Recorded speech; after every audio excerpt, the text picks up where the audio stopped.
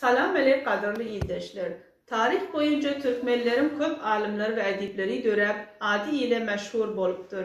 Beyik şahirimiz Mahdumula atamının yolunu tutan, şol beyiklerin hatarına bolon, taniman Türkmen şahir hem diplomat Ostad Abdurrahim Oraz cenaplarıdır.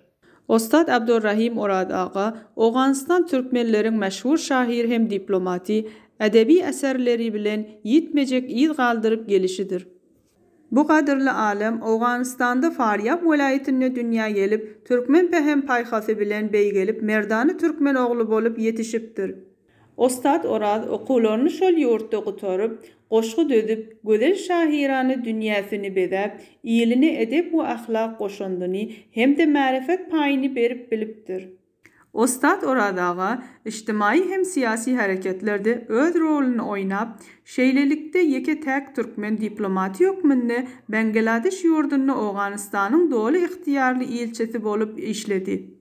Şonun üçün halkara mecazi konferansı Ostad Oraz ağa Türkmen nadı xiyal şahiri ve belli diplomat adı bilen geçirilýär.